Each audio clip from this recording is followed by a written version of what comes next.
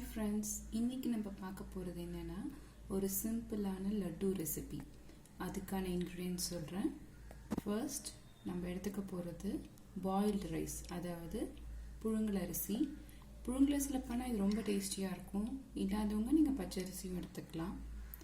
அடுத்தது கோகோனட்டை நான் துருவி லைட்டாக ரோஸ்ட் பண்ணி வச்சுருக்கேன். நெக்ஸ்ட் நார்மல் பொட்டுக்கடலை உங்ககிட்ட. நெக்ஸ்ட்டு வேர்க்கடலை உங்ககிட்ட ரோஸ்டட் இருந்துச்சுன்னா அதே யூஸ் பண்ணிக்கலாம், இல்லை ட்ரை இருந்துச்சுன்னா லைட்டாக ரோஸ்ட் பண்ணி வச்சுக்கலாம். ஜாகரி வெல்லம் உங்ககிட்ட எவ்வளோ இருக்குதோ அந்தளவுக்கு இந்த அளவுக்கு எடுத்துக்கணும். ஆனால் இதை அப்படியே யூஸ் பண்ண போகிறதில்ல.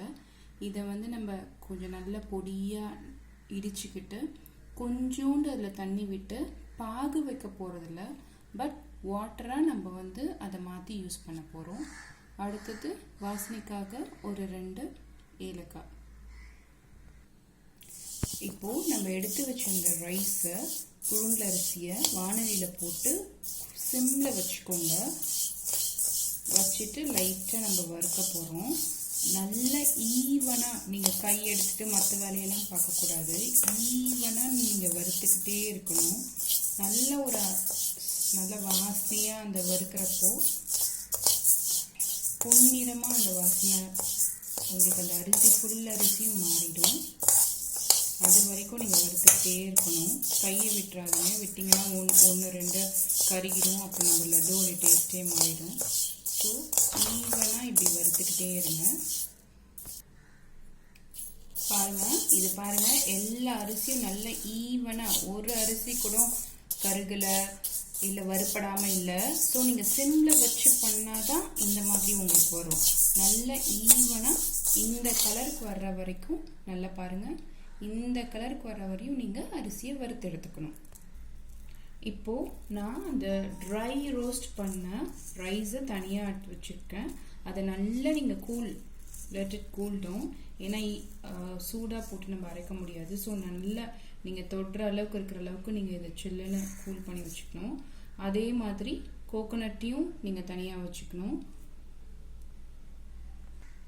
அரிசி நல்லா ஆறுனதுக்கப்புறம் இப்போ நம்ம அரிசி, அடுத்தது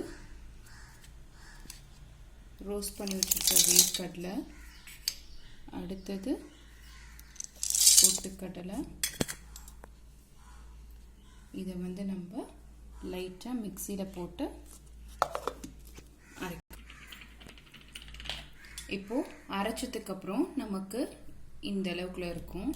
இதை நம்ம ஒரு மிக்சிங் பவுலில் ட்ரான்ஸ்ஃபர் பண்ணிக்கலாம்.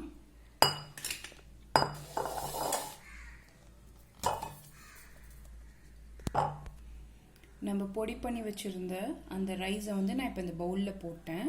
இதில் நான் தேங்காய், நம்ம ஏற்கனவே ட்ரை ரோஸ்ட் பண்ணி வச்சுருந்த தேங்காய் துருவலையும் இதில் கலக்கிறேன். தேங்காய் உங்களுக்கு வேண்டாம் அப்படின்னா நீங்கள் ஆப்ஷனலாக அதை விட்டுடலாம். தேங்காய் போடாமல் இருந்தீங்கன்னா ரொம்ப நாள் இருக்கும், ஒரு 1 வீக்கு. நீங்கள் தேங்காய் போட்டிங்கன்னா ஒரு 2-3 டேஸில் காலி பண்ணிடணும். அப்புறம் இப்போது வெல்லத்தை அப்படியே துருவி போடாமல் நான் என்ன பண்ணியிருக்கேன், இதில் கொஞ்சோண்டு தண்ணி சேர்த்து அந்த வெல்லத்தை நம்ம பாகு பதத்துக்கு கொண்டு வரக்கூடாது. ஆனால் இங்கே பாருங்கள், லைட்டாக ஹீட் பண்ணிக்கணும். ஏன்னா வெல்லத்தில் அழுக்கெல்லாம் இருக்கும்ல, அந்த அழுக்கை ஃபில்டர் பண்ணுறதுக்காக தான் நம்ம இப்படி பண்ணியிருக்கோம். கரைச்சி வச்ச வெள்ளை தண்ணியை நிறைய ஊற்றிடாதீங்க. ஜஸ்ட் நம்ம இந்த ஸ்வீட் இந்த பிடிக்கிற பதத்துக்கு மட்டும், இந்த ட்ரையாக நம்ம வரைச்சி வச்சிருக்க அரிசி இருக்கு இல்லையா, அதை பிடிக்கிற அளவுக்கு மட்டும் நம்ம ஃபஸ்ட்டு வெல்லத்தை போட்டுக்கலாம். கட்டி இல்லாமல்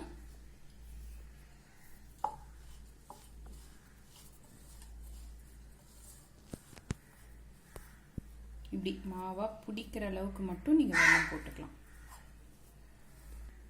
இதில் வாசனைக்காக லைட்டாக ஒரு பிஞ்ச் ஏலக்காய் போட்டுட்டு இப்போது இந்த மிக்சரை நம்ம பால்ஸாக லட்டுவாக பிடிச்சிடலாம்.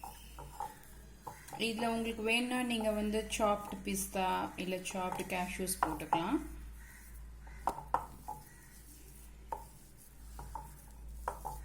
இதுக்கு நீங்கள் நெய் எதுவுமே பண்ண வேணாம். அழகாக உங்களுக்கு இப்படி பண்ணாலே சின்ன சின்ன பால்ஸாக